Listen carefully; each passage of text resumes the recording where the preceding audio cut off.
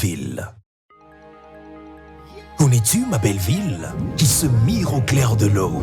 Connais-tu ma ville de 15 millions de courageux, hommes, femmes, jeunes et enfants, débordant d'optimisme et de créativité? Connais-tu ma belle ville, la ville de la rumba, celle de Papa Wemba et Fali Ipupa? Ville sportive de Mwadi, Ndaye, terre d'histoire et des légendes. Oui, ma belle ville, celle des sapeurs, des ambianceurs et des 1000 saveurs. Sous le drapeau s'entonnent les hymnes d'espoir. Ma belle ville, bienvenue dans ma belle ville.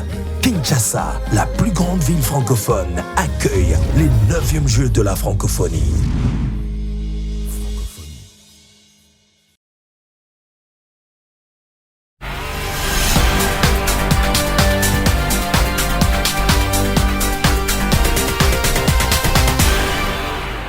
Mesdames, Messieurs, bonsoir, bienvenue dans cette édition d'information sur A30 Télévision. D'abord, les titres. Tous les services des renseignements et des sécurités ainsi que des organisations internationales seront associés à l'enquête sur la mort des chérubins Okende, décision prise par le gouvernement congolais lors de la réunion d'urgence présidée par le Premier ministre Jean-Michel Sama Lukonde. Les détails dans ce journal vers la fixation de l'audience publique sur les dossiers Boukan Alonso. Les prévenus attendus, Augustin Matata Pono, ex-gouverneur de la Banque centrale du Congo, Deogracias Mutombo, et l'ancien gestionnaire du parc agro-industriel de Boukan-Lozo. C'est à suivre tout de suite en sport. En basketball, la République démocratique du Congo est éliminée en demi-finale de l'Afro-Can Basketball par le Maroc. Score de la rencontre 76 contre 69. C'est tout pour les titres. Les détails, c'est tout de suite.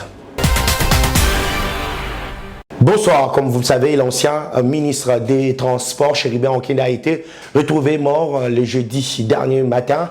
Une enquête pluridisciplinaire ouverte pour élucider les circonstances de la mort de Chérubin Okende.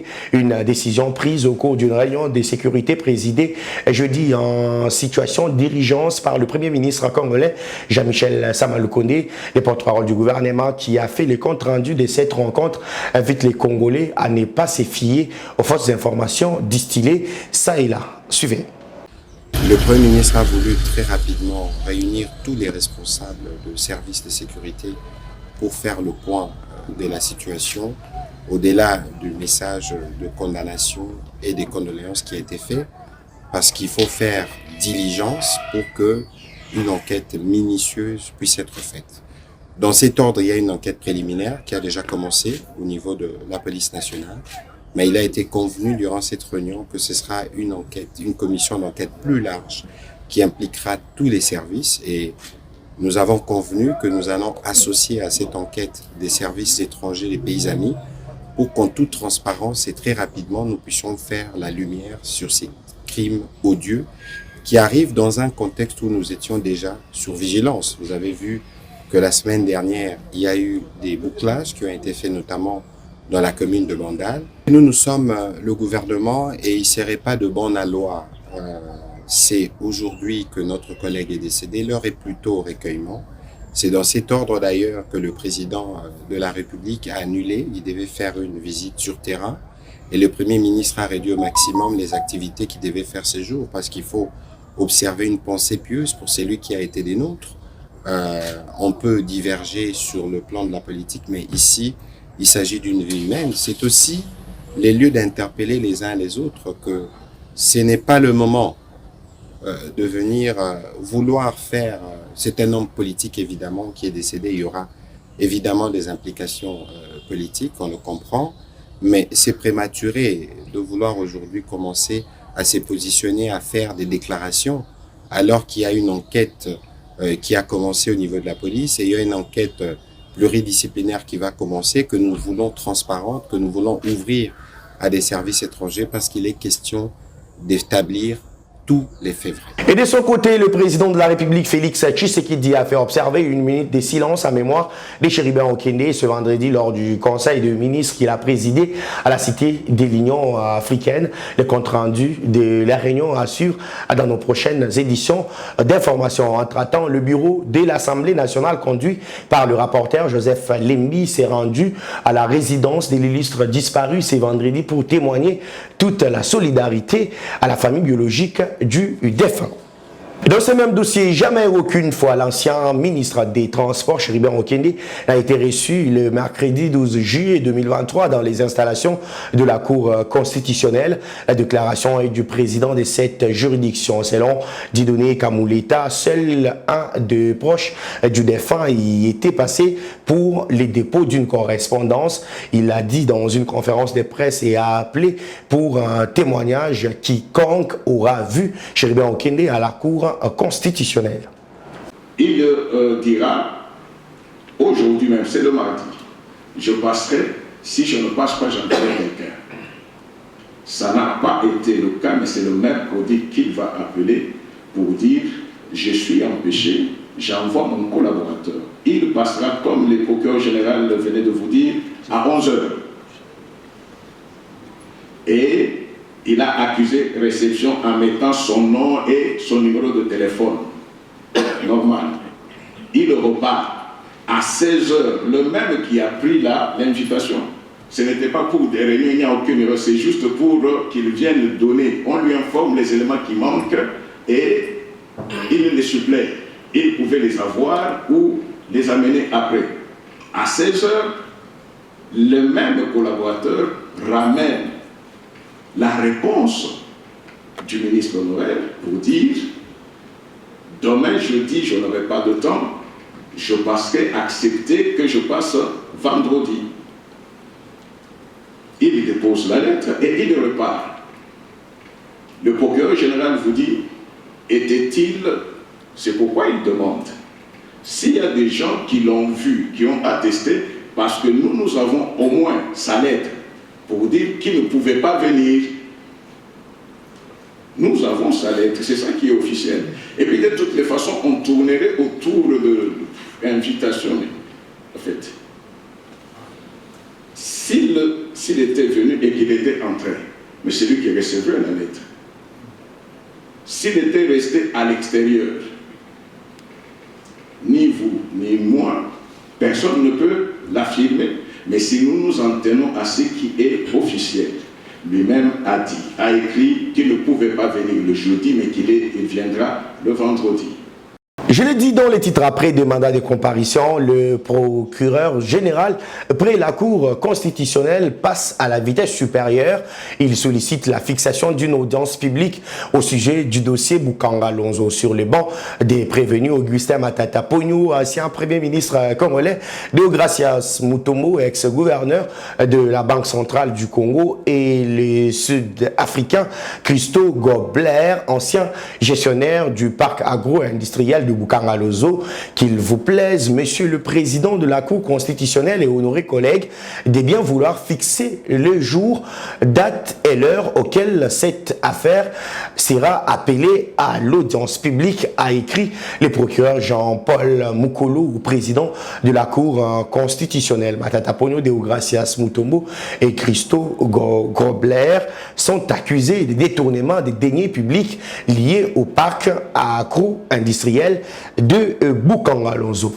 Tout à fait autre chose à présent. C'est parti pour les opérations de contrôle physique et biométrique des forces armées actives de la 32e région militaire à Ituri. Contrôle qui sera effectué par la délégation de l'inspectorat général de FARDC. Le go a été donné par le gouverneur militaire de l'Ituri, le lieutenant général Lubuya Kashamadjouni.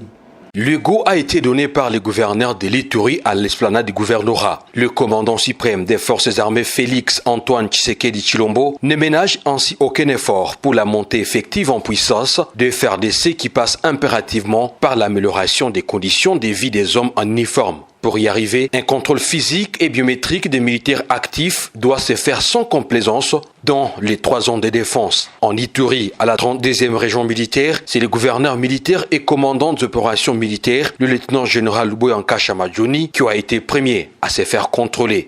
Vous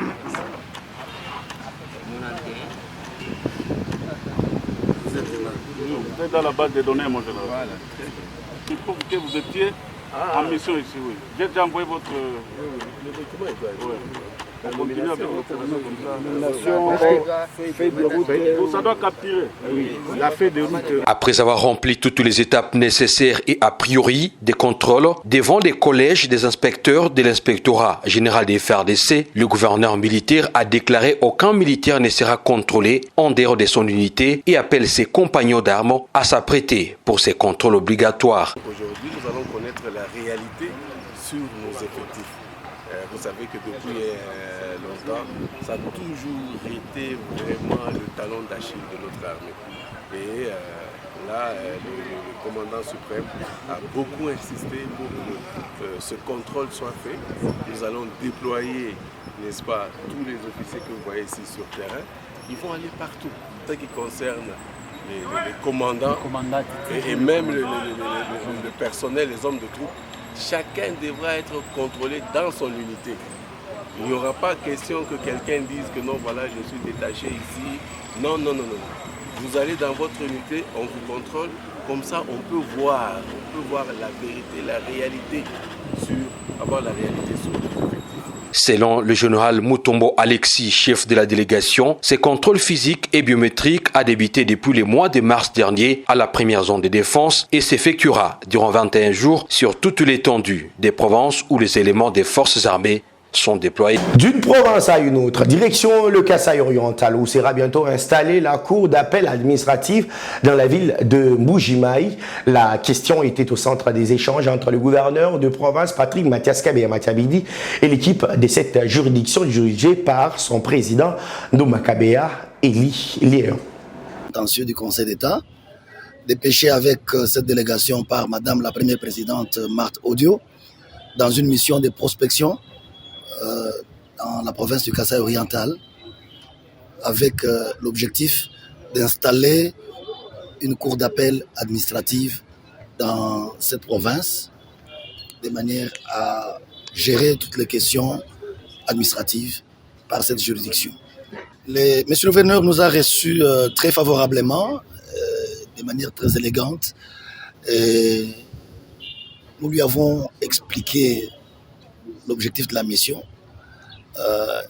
Il nous a promis de mettre à la disposition du Conseil d'État, à plus bref délai, 1 ou 2 bâtiments qui seront réhabilités pour y installer la cour d'appel administrative, et à long terme, un terrain là où sera érigé le nouveau bâtiment du gouvernorat pour installer la construction d'un bâtiment qui va abriter la cour administrative d'appel.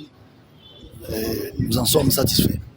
En fait, dans notre pays, nous avons 2 ordres de juridiction à côté de la cour constitutionnelle. Il y a les juridictions de l'ordre judiciaire qui s'occupent de toutes les questions entre particuliers et les juridictions de l'ordre administratif qui s'occupent de tous les problèmes qui opposent les administrés à l'administration de l'État et qui s'occupent aussi en partie des questions d'élection au niveau territorial, au niveau local et au niveau provincial. Et donc, lorsque vous avez un problème avec un acte administratif, la décision d'un ministre, la décision d'un gouverneur, la décision d'une autorité provinciale qui vous a causé grief, pour obtenir la suspension ou l'annulation et même la réparation. À quelques jours de la tenue des 9e Jeux de la francophonie à Kinshasa, 250 bénévoles sur 1000 recrutés en session de formation en prévision de ces grands rendez-vous francophones à l'Institut national des préparations professionnelles. À l'occasion, le directeur du comité national des Jeux de la francophonie a appelé ces bénévoles volontaires à plus d'application au travail pour bien vendre l'image du pays pendant ces Olympiades sportives et culturelles de Kinshasa, a dit Isidore Nkwandia, et d'échanger le narratif du pays pour son avenir.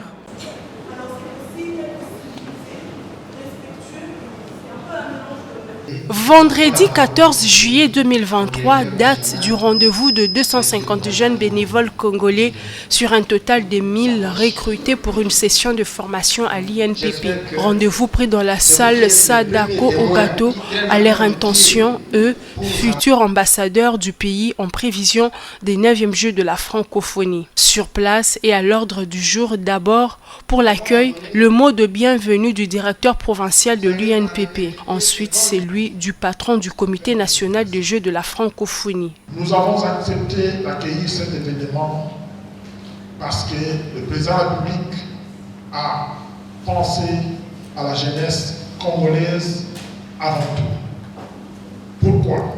Parce qu'il a estimé qu'en organisant ces Jeux, on a construit des infrastructures qui vont rester pour la jeunesse congolaise, qui vont rester pour vous. Aujourd'hui, si vous allez autour du stade des Martyrs, autour du stade Tata Raphaël, vous voyez les infrastructures qui sont en construction, c'est fait pour vous.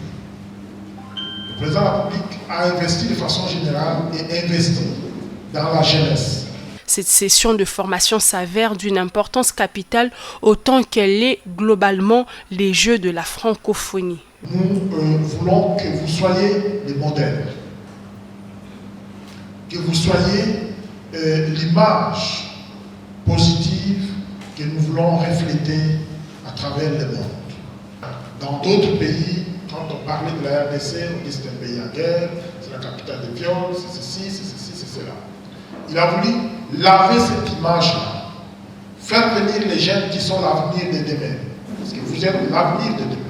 Faire venir cette jeunesse ici à Kinshasa, qu'elle vienne voir ces pays, ces beaux pays, cette capitale, la plus grande de la francophonie. À l'étape de toutes ces formalités protocolaires passées, place à la formation proprement dite, formation dispensée par Madame Bibichka Bingili. Les enseignements étaient axés sur la notion de l'identité culturelle et sur bien d'autres valeurs. Les valeurs que sont les 3 savoirs, à l'occurrence le savoir-vivre, le savoir-faire et le savoir-être. Dans ce contexte, met en avant le civisme, les valeurs sociales, de valoriser le déroulement des Jeux, c'est-à-dire soigner l'image des Congolais. 3 valeurs à mettre en application et que les bénévoles vont assimiler jusqu'au 22 juillet prochain, date de la fin de leur formation. Un mot en sport, les Léopards logés dans le groupe de la mort selon une certaine opinion aux éliminatoires de la Coupe du Monde 2026. Le président de la FECOFA s'est dit confiant quant aux chances des qualifications des Fauves congolais pour Dieudonné Sambi. Les 11 nationales de la République démocratique du Congo est une pente ascendante et tout sera mis en œuvre pour la réussite de ces paris. Certains disent que c'est un groupe de la mort.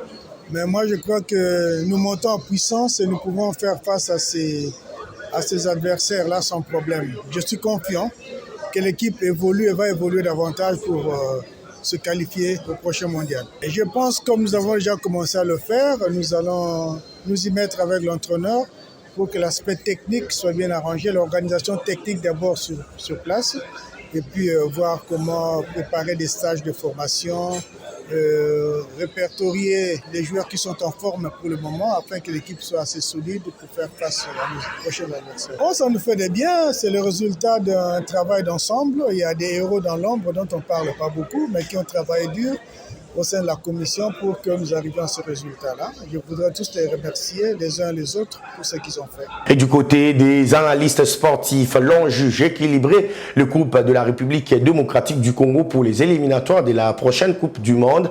Les Fauves congolais doivent maintenir la bonne dynamique observée actuellement et renforcer tant soit peu l'effectif en question de maximiser leurs chances de qualification.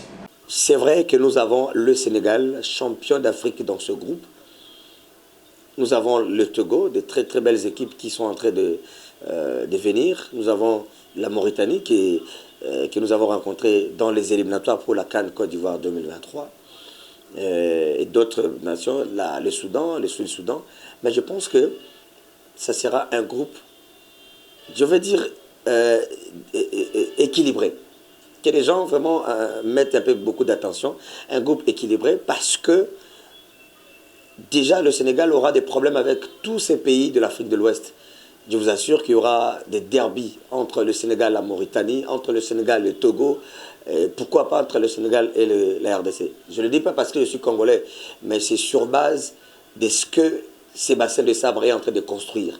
Sincèrement, il y a eu une équipe avec Jean-Florent Ibéré et après, on n'a plus connu une équipe nationale avec Christian Singbim, avec Hector Cooper, d'ailleurs n'en parlons pas. C'est maintenant que nous commençons à voir une équipe nationale, à donner quand même du crédit à cette sélection. La première des choses, c'est d'abord garder cette ossature et qui commence à se comprendre, qui vit ensemble. J'ai vu comment ils ont célébré les buts de Fiston Mayele. Même les bancs est allé festoyer avec Fiston Mayele. Ça, c'est important parce que ce sont des choses qui nous ont manqué récemment. Et aussi, pourquoi pas multiplier des matchs amicaux, hein? J'ai appris par exemple que le Sénégal va jouer contre l'Algérie, il y a le Burkina qui va jouer le Maroc, je crois. Il y a des gens qui multiplient des matchs amicaux comme ça. Vous avez vu comment ce match amical contre l'Ouganda nous a été bénéfique. Je crois qu'il faut multiplier des matchs amicaux et chercher à convaincre encore des binationaux, ces garçons qui peuvent encore ajouter une valeur ajoutée, si vous permettez la tautologie, dans cette sélection. Il y en a plein. Et pendant ce temps, la République démocratique du Congo ne jouera pas une deuxième finale consécutive de l'Afro-CAN de basketball. Les Léopards éliminés ce vendredi en demi-finale après leur défaite 69 contre 76 face aux Lions d'Atlas du Maroc. Moins fort devant leur adversaire du jour, les Congolais n'ont pas réussi à remporter un seul quart des temps durant la rencontre malgré les 21 points inscrits par le Congolais Évariste Chongagnan. Après cette élimination, les Fauves congolais tenants du titre vont tenter de rafler la médaille bronze lors de la petite finale ce samedi 15 juillet 2023. Madame, Monsieur, ça n'est fini pour cette session d'information. Merci à vous de l'avoir suivi. L'actualité reste en continu sur les www.actu30.cd. Au revoir.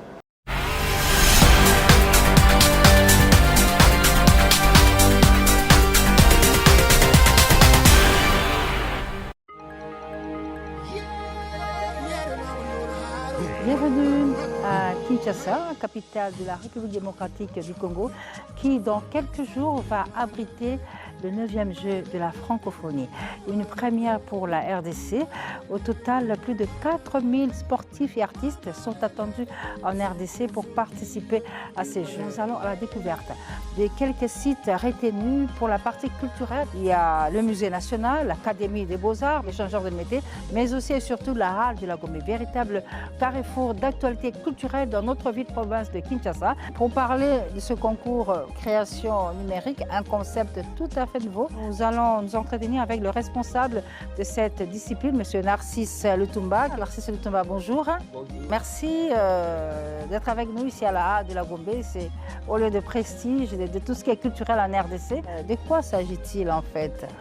La création numérique, d'abord en tant que discipline, a été introduite pour la première fois lors de la 7e édition à Nice, en France. Donc ça fait déjà 3 éditions que ça existe comme discipline parmi les 11 disciplines du côté culturel. C'est une discipline qui consiste à la création ou au montage des images auxquelles il faut associer un son ou des sons. Et les deux doivent constituer une seule œuvre dans laquelle nous trouvons une égale importance entre l'image et le son. Et il y a un message particulier par rapport à ces Ça concepts peut répondre à une thématique.